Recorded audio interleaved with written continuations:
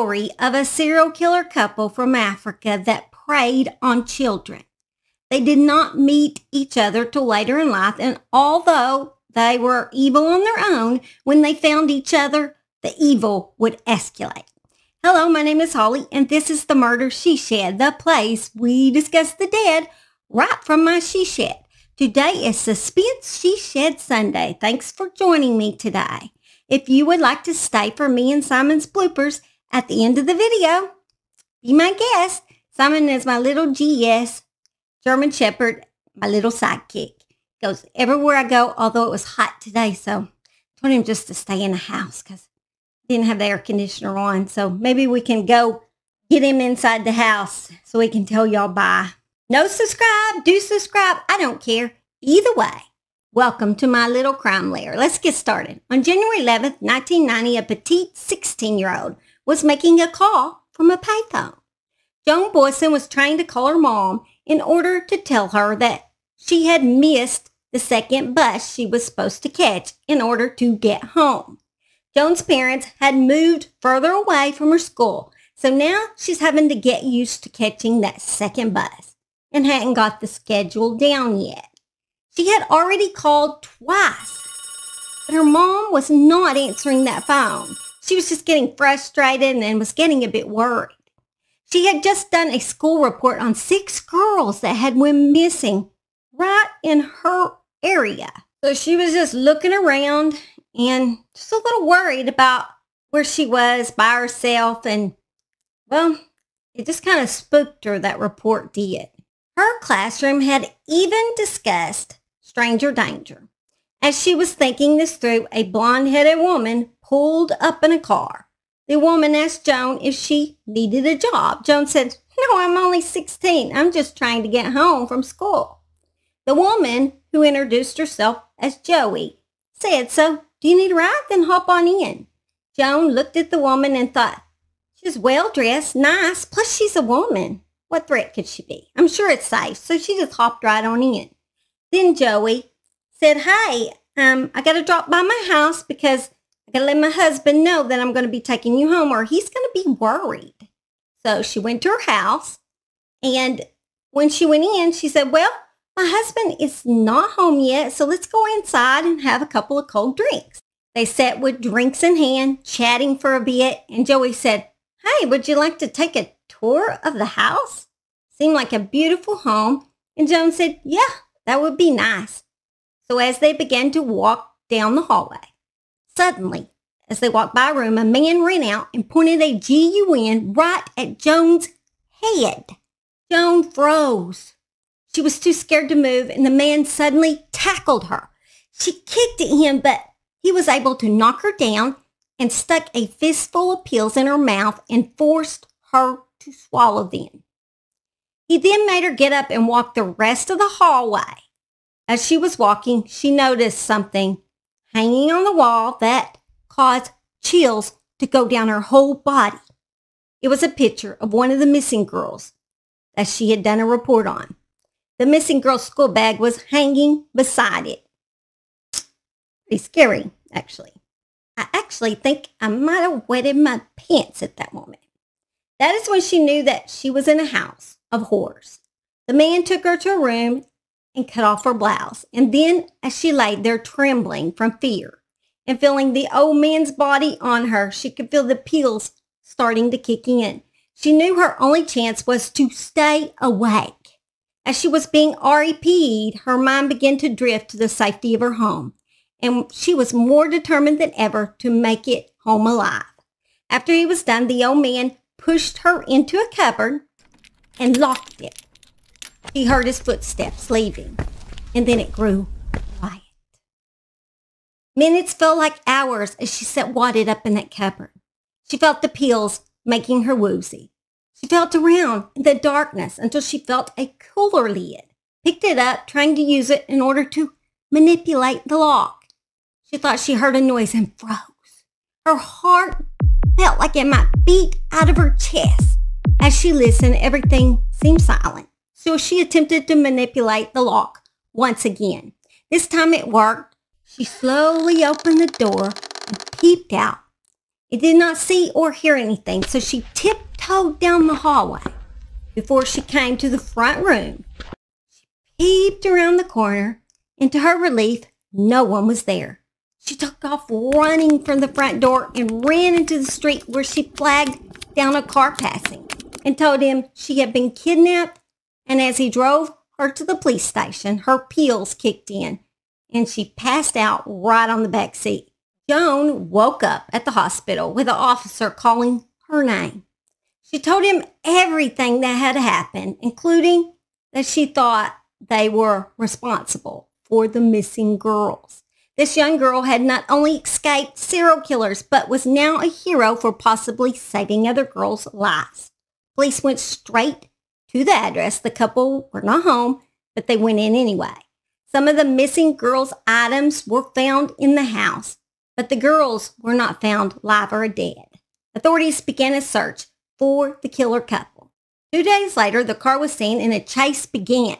During the chase, Gert Van Rooyen, while driving, took his GUN and shot his partner Joey Haarhof in the head, and then turned it towards himself and pulled the trigger, taking their secrets to the grave.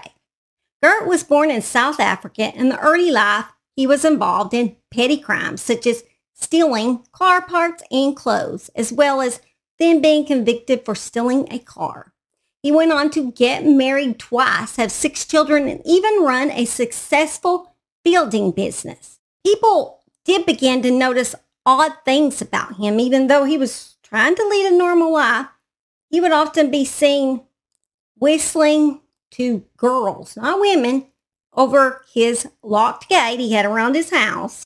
He would even sometimes talk about his sexually exploits with girls that were as young as 5 to other people. And I'm not sure why that was kept quiet. That's one neighbor I don't want. When you say, "Would you be my neighbor?" Don't want that kind of neighbor. He can stay far, far away from my house. Even though my kids are grown, I still don't want him here. Nope. It is 1979 where things take a very dark turn, and the evil picture of Gert truly starts to come together. This is when he kidnapped 2 girls under 12 years old and took them to a local dam where he had them stripped naked, whipped them, and SA'd them. But he let the 2 girls go the next day, which is how he got caught. I guess that's why he decided later not to let any of the girls go. This resulted in his arrest, and he is sentenced to 6 years imprisonment for the abduction, sexual assault, and common assault of the girls. And by no surprise, only ends up serving 3 years. As soon as he is released in 1993, his wife wants a divorce. Imagine that. 5 years later is when he begins dating Joey Haarhof, who is no angel either.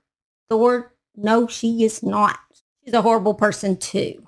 Let me tell you about her for a little bit. Her past before she met Gert. During Joey's first marriage, she had 3 sons and 1 daughter, Amor. Joey's daughter said they were physically and mentally abused by their mother, and her mother would let her father SA her. She remembers while sleeping on a cot, if the cot even squeaked, her mother would punch her. Sometimes Joey would tell Amor to go to her bedroom to wait for her punishment, sometimes making her wait as much as 3 hours before she came in. That's just mental torture. Then when she come in, she'd strap her to 2 steel beds, tie her up, strip her naked, and beat her. Beat her with anything she can find, just relentlessly. Amor and her brothers received a box for Christmas. After Amor rode hers for a few minutes, her mother took it away and put it in the garage, and little Amor was left only able to watch her brothers ride. And eventually, she sold Amor's bike at a garage sale where her brothers got to keep theirs. Amor dreaded Wednesdays and Sundays because her dad got off of work early and would make her go into his bedroom where he would RAPE her. He also looked at graphic magazines and made Amor pleasure him. Trying to be really good for YouTube. Hard when it comes to crime stories because oftentimes they're very graphic. Amor said her mother knew, but said it was her fault because she seduced her father. Amor was grown by the time her mother met Gert. Thank God. Joey became Gert's accomplice by luring the girls to the house. On August 1st, 1998, Tracy-lee Scott-Crossley disappeared and would become the couple's first known victim. Tracy was 14 years old at the time of her disappearance. Tracy wanted to go shopping and asked her brother if he would go to the mall with her, and he said no. Her brother continues to feel guilty to this day about telling his sister no because on the walk to the mall, his sister was seen getting into a Volkswagen Bug and was never seen again. Her brother would later have further tragedy in his life, which I'm going to discuss on my next video. It's a crime case all of its own. Their second victim was 12-year-old Fiona Harvey. On December 22, 1988, she was sent on an errand to buy milk for her mother. Gert even used his work truck to pick her up with the name of his construction company on the side of the truck. Kind of ballsy. Very ballsy. In 2019, a woman came forward claiming she was Fiona and had been sold into sex trafficking. She was proven to be an imposter. It had been thought that Gert and Joey might have trafficked the girls. On June 7, 1989, Joan Horn disappeared. She was 12 years old. She was walking home from a local shop with friends. A white pickup truck was parked on the side of the road when a woman with blonde hair called and offered her money in exchange for getting in the vehicle and giving her directions to a certain center. She agreed and told her friends to let her sister know, and she is never seen again. Something I didn't tell you is that when Joey went hunting for victims, she would wear a disguise, a blonde wig, and just try to look different in case anybody spotted her. Then on September 22nd, 1989, two girls would go missing at the same time, and their disappearance is the most mysterious. When Odette Boucher and anni-mari disappeared, they were 11 and 12 years old. Such cute little girls, innocently walking to Odette's house to go swim when they disappeared. On September 28, letters were posted to their parents claiming they had run away with some boys. Although it was in their handwriting, it is believed to have been written under duress. On January 11, 1990, a traffic officer pulled over a nervous Gert for speeding. The officer would later say there was two girls in the back seat that he believed was Odette and anni-mari.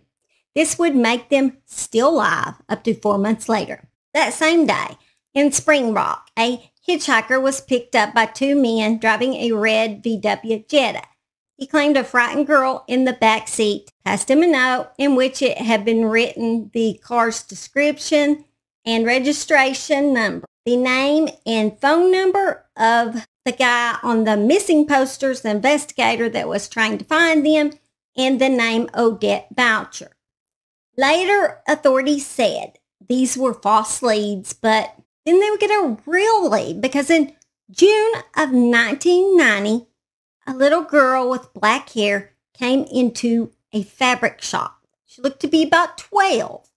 The sales clerk said she seemed scared. After she left, a note was found that said, "I am anni-mari. My friend and I have been kidnapped, and we are at this address. My friend has tried to phone, but was cut off." Handwriting experts said the handwriting was definitely anni-mari's, but the address proved fruitless. It remains the only positive proof that she and Odette were perhaps alive months after the pedophile couple's bodies were cremated, thus proof of possible sex trafficking. Then on November 3rd, 1999, they would kidnap Joey's 13-year-old niece, Yolanda. Her niece. That's how ballsy they're getting. And then their next victim would be, of course, the one that escaped. The girls' bodies were never found. Unfortunately, the evil was passed down to some of their children. Gert's son, Flippy, in 1991 was sentenced to life in prison for a horrible, horrific murder of a 15-year-old girl from Zimbabwe. He beat her with his gun and then strangled her. She had been assayed and mutilated. She was found buried in a shallow grave.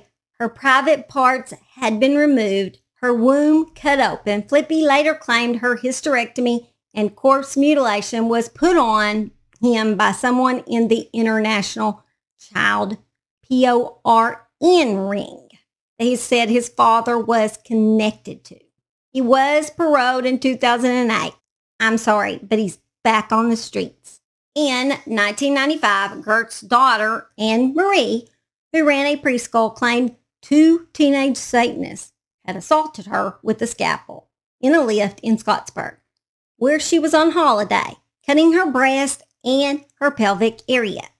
The police, however, suspected her injuries were self-inflicted. She was crippled in an accident and died in August of 1999. Kind of sounds like they have a bit of crazy running in that family to me. Gert's other son, Gerhard, was sentenced to 15 years for theft and fraud. Joey's son, Ron Haarhof, was just convicted in February of raping a young girl in New Zealand. Gert and Joey were evil on their own, but when they came together, they truly were time bombs. They preyed on children and are the most evil of evil. There can't get any more evil than preying on the innocent. I just want to tell y'all bye. I love y'all. I hope y'all have a blessed week. Happy Suspense She Shed Sunday, and I hope you enjoyed it today. And I love y'all as always. Thank you for supporting me. Y'all are the best subscribers anywhere. Even if there's only about 800 of you guys, you're better than the millions other people have. Don't even care. I'm just here for you guys. Y'all are special to me. The woman who introduced herself, it didn't say anything about women in my stranger danger class. Right on the back seat. Joan, shit, and the evil Peacher began dating Joey. I got sweat going down the crack of my boob. I think I do. Feel it rolling down. That's a bad thing about boobs. Right in that crack, I just sweat. Sorry, that's gross. Sorry if I'm too out there. I'm just honest and truthful. And I'm just to the point, okay? That's just the way I am. That's the way I made. That's the way God made me. People, watch out for Flippy. He might flippy on you. That was a bad joke. I'm sorry. Gert's other son, Gerhard. So it sounds like since he was just released in parole, you guys need to be careful down there in South Africa. That guy's running the street again. Not good. What's that guy said? No, hide your daughters, hide your mothers, hide your sisters, hide your brothers. Know what he said? Was it a commercial? The guy just said it. I guess on a news thing. I don't know. He walking around out there, people. Walking around. Be careful in that South Africa. But a little crazy runs in that blood, I'd say. A little bit of crazy. But not like the crazy I have, like the evil sort of crazy. Like the strange, evil. I'm not evil, I'm just crazy. Go in and I'm going to let Simo tell you bye. And you're probably going to see my big old Max and Buddy too, who are my lab. I will make my way inside now. There's my 3 boys right there. Buddy, Simon, and Max in the back.